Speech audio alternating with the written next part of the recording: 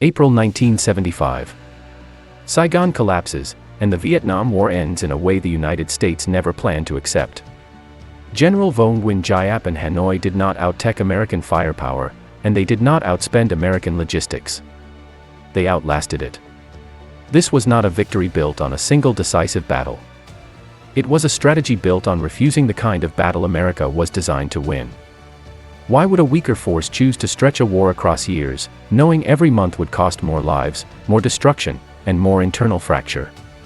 What did they see inside the US political system that American commanders could not target with bombs?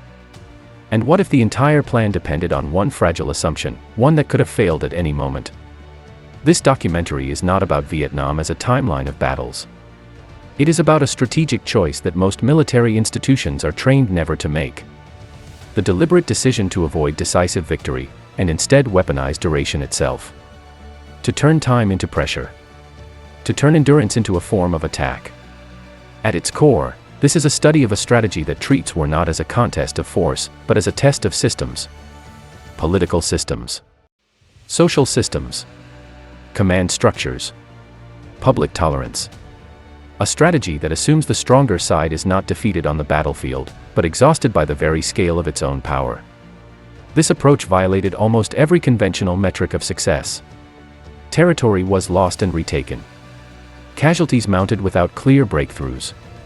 Progress was measured not in kilometers gained, but in whether the opponent could still justify staying. That is what makes this strategy deeply unorthodox. It does not aim to win faster. It aims to make winning irrelevant. But such a strategy cannot exist in a vacuum. It only works under very specific conditions, against a very specific kind of opponent.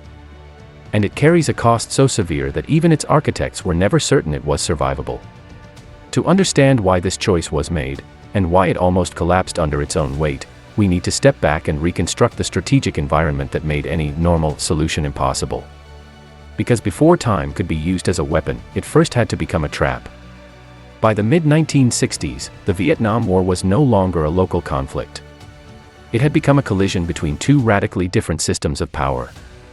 On one side stood the United States and its allies, industrial capacity unmatched, air superiority absolute, logistics capable of sustaining operations half a world away. On the other stood North Vietnam and the Viet Cong, materially inferior, technologically outclassed, and constantly exposed to escalation. On paper, this imbalance should have made the outcome inevitable. Conventional military logic favored rapid concentration of force, decisive engagements, and clear territorial control. These were the conditions under which American doctrine thrived. Search and destroy operations. Body counts. Attrition measured in enemy losses. But the strategic reality was far more constrained than raw power suggested. Geography imposed friction. Dense jungles, porous borders, and a rural population that could not be cleanly separated from the battlefield made control elusive. Logistics favored the defender in unexpected ways. Supply lines did not need to be efficient, only resilient. They could bend, fragment, and reform. Politics imposed even tighter limits. The war was fought under constant escalation control. No full invasion of the North. No unrestricted bombing of neighboring sanctuaries. No mobilization of American society on a total war footing. Every military decision carried diplomatic consequences, and every escalation risked strategic overreach. Time itself became a constraint. The United States could deploy indefinitely in theory, but not politically. Public support was finite. Casualties were visible. Justification had to be renewed year after year, election after election. The longer the war lasted, the more it had to explain itself. This was the first blind spot. American planners treated time as a neutral dimension, something to be optimized. Hanoi treated time as a battlefield. From the North Vietnamese perspective, the central question was not how to defeat American forces. It was how to survive them long enough for the system behind those forces to fracture. The objective was not military collapse, but political exhaustion. Yet this environment also imposed brutal constraints on the weaker side. Every year of survival meant thousands more dead. Infrastructure destroyed faster than it could be rebuilt. A population living under constant strain. There was no margin for error, and no guarantee that endurance would outlast pressure. This was not a position of confidence. It was a position of forced choice. And inside that narrow corridor, where conventional victory was impossible, and immediate defeat was unacceptable, a strategy began to take shape that no standard doctrine could comfortably justify. Because when every normal option leads to failure, the only remaining move is to redefine what victory even means. Military doctrine offered clear answers, just not usable ones. Against a weaker opponent, the textbook solution was escalation toward decisive engagement. Find the enemy's main force. Fix it. Destroy it. Remove its capacity to fight, and the war would collapse under its own logic. This approach had worked repeatedly in conventional conflicts, and American commanders were trained to trust it. In Vietnam, that logic immediately ran into a contradiction.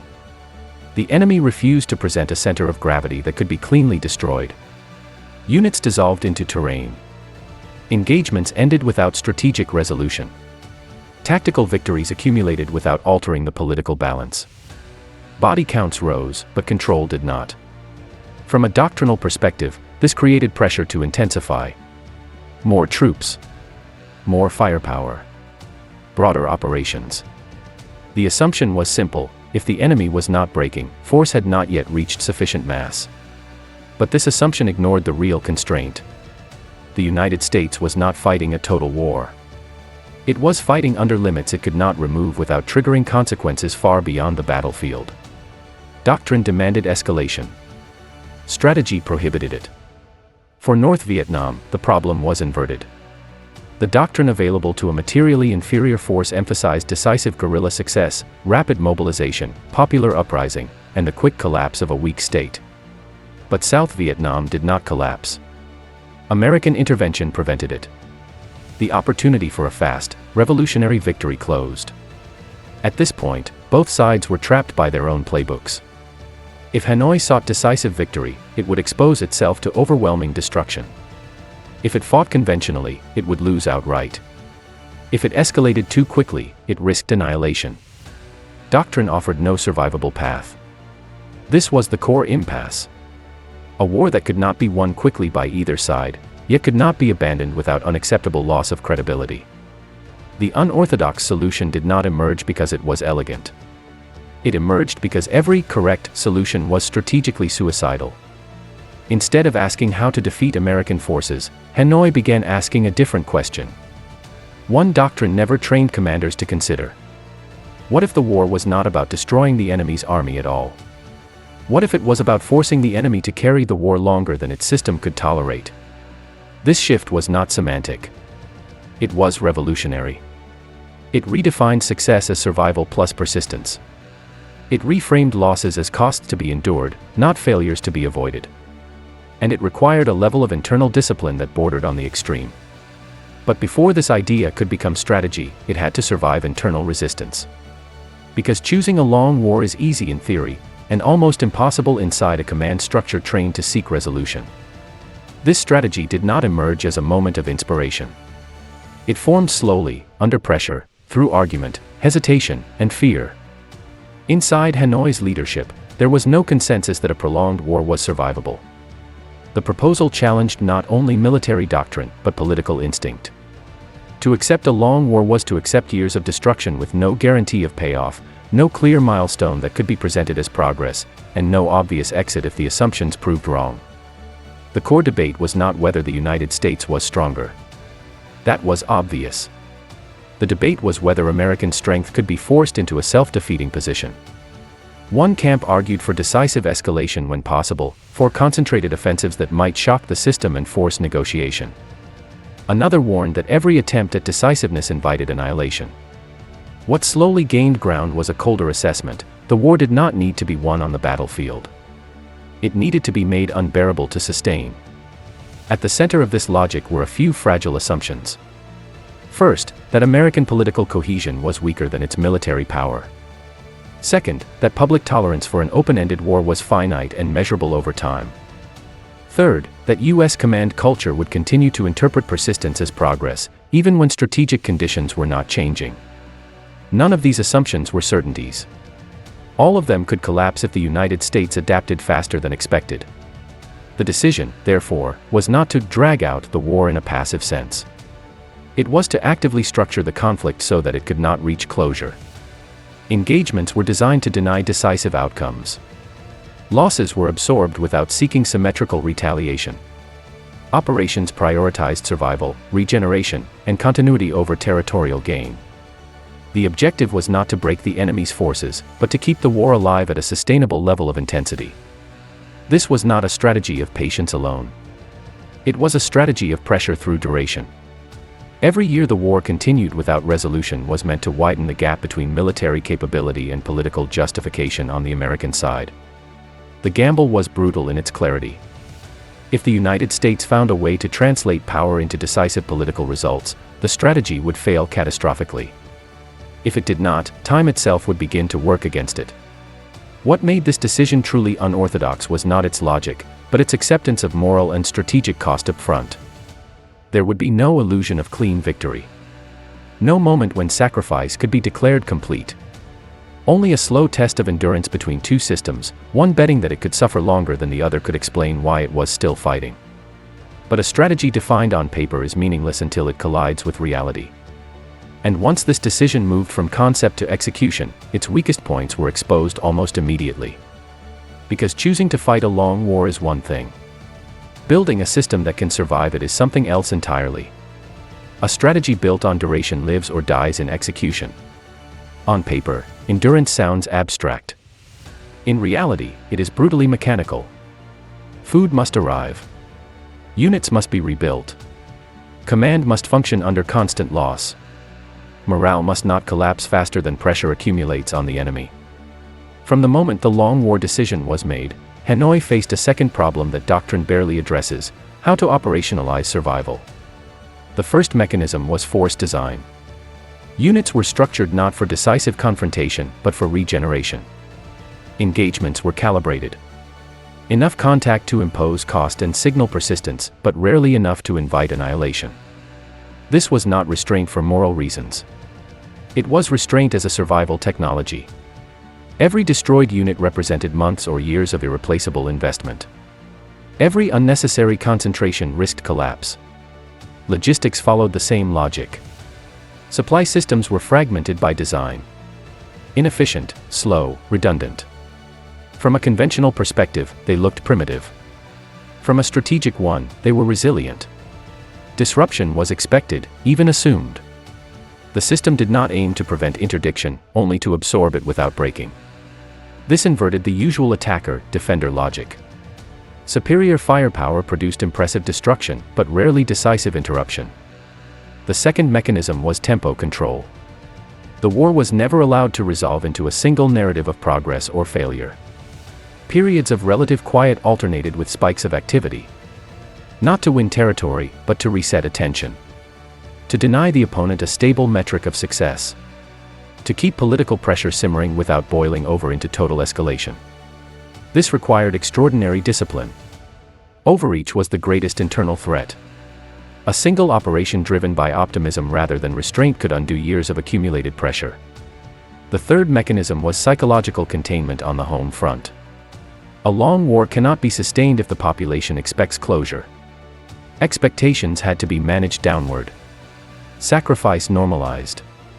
Loss framed as continuity rather than crisis. This was not propaganda in the cinematic sense. It was structural conditioning. The acceptance that there would be no final battle that justified everything before it. Yet this entire system balanced on a narrow margin. Every component assumed that losses could be replaced fast enough. That morale could be maintained without tangible success. That command coherence would survive repeated shocks. These were not stable conditions. They required constant adjustment, constant suppression of internal doubt, and constant recalibration of risk. There were moments when the system nearly failed. Supply disruptions that took too long to recover. Operations that escalated beyond control. Internal assessments that questioned whether the accumulated cost had already exceeded any plausible gain. None of these moments were visible to the outside. But inside the system, they revealed how close the strategy came to collapse, not because of enemy brilliance, but because endurance itself has limits. Execution did not look like momentum. It looked like strain held just below breaking point. And while this system was being stretched to its limits, the other side was drawing conclusions from what it thought it was seeing. Because a strategy built on time only works if the enemy misreads what that time is doing to them. From the American command perspective, the war appeared paradoxical but manageable. Engagements were being won tactically. Enemy losses were consistently higher. Firepower dominance was unquestioned. The assumption followed naturally: persistence on the battlefield equaled progress toward resolution. The longer the pressure was applied, the closer collapse must be. This interpretation rested on a familiar framework. Attrition works when the enemy experiences loss as failure. But the long war strategy depended on a different internal logic. Loss was not interpreted as defeat. It was interpreted as cost already priced in. American command measured effectiveness by enemy casualties and disrupted operations. Hanoi measured effectiveness by survival and continuity. This gap in interpretation created the decisive misreading. U.S. commanders believed the enemy was being slowly ground down. In reality, the enemy was testing whether American political tolerance was being ground down faster. Every year without resolution was not a sign of weakness. It was confirmation that the strategy was still intact. Structural factors reinforced this misjudgment. Command rotations created short-term incentives. Each leadership cycle sought measurable results within limited time horizons. Tactical success became a substitute for strategic clarity. Meanwhile, intelligence assessments struggled to quantify enemy intent. Persistence looked irrational through a conventional lens. That irrationality was misread as desperation. Doctrine also played a role. American military culture was optimized to solve problems through escalation and efficiency. When results did not materialize, the instinct was to intensify. More troops. More sorties. More metrics. This response treated time as a neutral container for action, not as an active variable working against political cohesion. Information noise compounded the issue. Signals were abundant but ambiguous. Protests at home were interpreted as manageable dissent. Enemy resilience was interpreted as temporary resistance.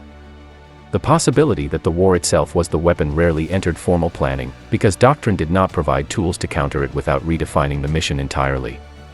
The true inflection point was not a single battle or decision. It was the gradual realization, too late, that superiority was not translating into closure. That continued effort produced diminishing political returns. That winning engagements did not move the war toward an end state that could be justified. By the time this recognition surfaced at higher levels, the strategic balance had already shifted. Not on the battlefield, but in legitimacy. In patience. In the ability to explain why the war was still being fought. The misreading was not stupidity. It was structural. The system interpreted endurance as weakness because it had no framework for seeing endurance as offense. And once that realization began to form, the cost of the long war could no longer be contained to one side. Because a strategy that survives long enough will eventually force both sides to pay its full price. The war did not end with a decisive battlefield collapse. It ended with exhaustion expressed through withdrawal, negotiation, and political fracture. The immediate outcome was clear enough. The United States disengaged.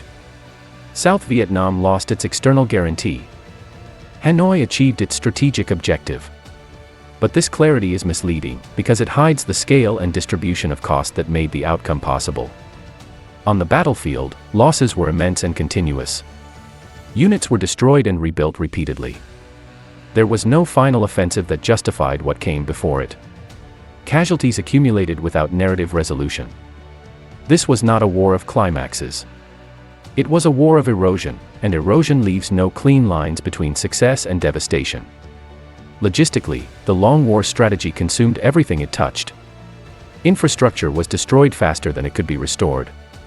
Supply systems survived by improvisation, not efficiency. The economy functioned under permanent strain. What sustained the system was not abundance, but acceptance of scarcity as normal. This was not resilience in the inspirational sense. It was endurance through compression. Politically, the cost was asymmetric. On the American side, the war fractured public trust. Each additional year widened the gap between stated objectives and visible results. Withdrawal did not occur because of military defeat in a single moment, but because justification collapsed under cumulative pressure. On the Vietnamese side, legitimacy was maintained through survival, but at the price of extreme centralization and long-term social damage. The most severe cost, however, was psychological. For American command, the war undermined confidence in doctrine itself. Superiority had not failed, but it had not delivered closure. For Hanoi's leadership, the victory carried no sense of relief. The strategy had required sustained acceptance of loss without certainty. Even in success, there was no moment when doubt had fully disappeared. This raises the most uncomfortable question. Was the outcome the product of strategic brilliance, or the consequence of two systems locked into paths they could not abandon without losing face? Did the long war strategy succeed because it was optimal, or because the alternative was politically impossible for the opponent to sustain? If the United States had found a way to redefine its objectives earlier, the strategy might have collapsed. If domestic tolerance had shifted differently, endurance would not have been enough. The margin between success and failure was narrower than victory narratives suggest. The result, then, was not triumph in the classical sense. It was survival that outlasted pressure. And survival came at a cost so high that it reshaped every institution involved. Which forces a final step back from events themselves. Because the real meaning of this strategy only emerges when we stop asking who won, and start asking what kind of war this actually was. This strategy is often described as a war of attrition. That description is incomplete. Attrition implies symmetry, two sides trading losses until one breaks first. What happened here was different. This was a war designed to transfer pressure from the battlefield to the political system behind it. Military action was not the decisive arena. It was the delivery mechanism. At its core, the strategy exploited a structural mismatch. One side could lose indefinitely without needing to explain why the war continued. The other side could not. This was not about ideology or morale in the abstract. It was about how different systems absorb failure. A centralized system can normalize sacrifice. A pluralistic system must justify it repeatedly. Time exposed that asymmetry. The strategy also shattered a foundational rule of modern warfare, that escalation favors the stronger side. Here, escalation accelerated political decay rather than strategic resolution. More force produced more visibility. More visibility produced more questioning. The stronger side was not defeated by resistance alone, but by the contradiction between its means and its narrative. Three principles emerge from this case, not as lessons to imitate, but as realities to confront. First, endurance can function as a fence when the opponent's system cannot metabolize stalemate. This does not make endurance noble or efficient. It makes it strategically corrosive. Second, strategy can succeed without ever producing a decisive moment. Victory can occur through cumulative misalignment rather than breakthrough. This is deeply uncomfortable for institutions trained to seek clarity. Third, such strategies are non-transferable by default. They only work against specific opponents, under specific political constraints. Attempted imitation without those conditions leads to catastrophe. Most importantly, this was not a strategy that aimed to control events. It aimed to outlast them. That distinction matters. Control seeks predictability. Outlasting accepts uncertainty as permanent. It treats doubt not as a flaw, but as terrain. In that sense, the most unorthodox element was not the length of the war, but the willingness to operate without assurance. To continue without confirmation. To accept that success would only be visible in retrospect, and possibly not even then. This is why the strategy remains controversial decades later. Not because it was misunderstood, but because it forces an uncomfortable realization. That wars are not always decided by strength, or speed, or even intelligence, but by which system collapses first under the weight of its own expectations. And that is a form of victory no doctrine is prepared to recognize until it is already too late. This was not a story about patience as virtue. It was a story about patience as risk management at the edge of collapse. A strategy that worked not because it promised success, but because it redefined what failure looked like for the enemy. It left no monuments, no clean endings, no decisive scenes to replay. Only the quiet realization that the war had become unsustainable long before it officially ended. In future conflicts, the same temptation will return. To believe that time can be weaponized again. To assume endurance can substitute for leverage. Sometimes it will. Often it will not. The danger lies in mistaking survivability for inevitability.